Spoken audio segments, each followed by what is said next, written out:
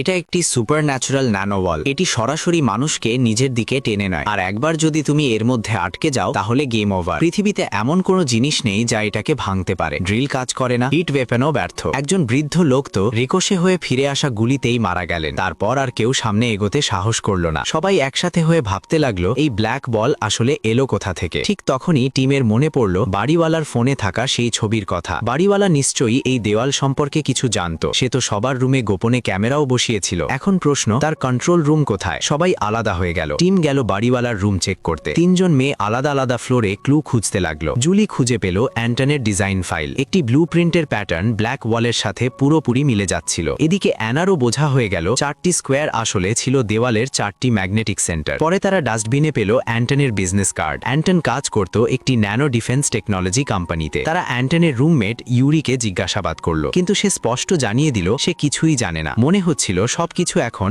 তাদের নিজেদেরই বের করতে হবে। ওদিকে টিম বাড়িওয়ালার রুমে একটি অদ্ভুত ব্যাপার লক্ষ্য করলো। একটি দেওয়ালের পেছন থেকে ফাঁপা আওয়াজ আসছিল। ভিতরে ঢোকার উপায় খুঁজতে গিয়ে মাইক একটি রিমোটের মতো ডিভাইস পেল। সে বোতাম চাপতেই দেওয়াল রিয়াক্ট করলো, কিন্তু পাসওয়ার্ড ভুল ছিল। প্রোগ্রামার হিসাবে টিম এগিয়ে এলো। সে এক মুঠো আটা নিয়ে কিপ্যাডে হালকা ফু দিল। কয়েকটি নির্দিষ্ট নম্বরে আঙুলের ছাপ ফুপে উঠল। এখন মাত্র 24টি কম্বিনেশন বাকি। অনেক চেষ্টার পর টিম কোড ক্র্যাক করে ফেলল। ভেতরে ছিল বাড়িওয়ালার সিক্রেট সার্ভেলেন্স রুম। 3টি মনিটরে পুরো বিল্ডিং এর প্রতিটি রুমের লাইভ স্ট্রিম দেখা যাচ্ছিল। বাড়িওয়ালা সত্যি ভয়ঙ্করভাবে উঁকি ঝুঁকি মারত। ঠিক তখনই ইউরির মুখ হঠাৎ ঠান্ডা হয়ে গেল। সবার নজর স্ক্রিনে থাকতেই সে চুপচাপ রুম থেকে বেরিয়ে গেল। টিম ফুটেজ রিওয়াইন্ড করলো আর সত্য সামনে চলে এলো। ব্ল্যাক ওয়াল হঠাৎ তৈরি হয়েছিল এক অদ্ভুত কালো ধোঁয়া কন্ডেন্স হয়ে। জুলি আরও একটি চমকপ্রদ বিষয় লক্ষ্য করলো। অ্যান্টনির যে রিসার্চ তা পুরোপুরি এই দেওয়ালের সাথে জড়িত। সে দেখল অ্যান্টনের গলায় বাঁধা স্কার্ফটি মৃত্যুর পর বাঁধা হয়েছিল। সন্দেহ হওয়ায় স্কার্ফ খুলতেই গলায় নীল দাগ দেখা গেল। ঠিক তখনই ইউরি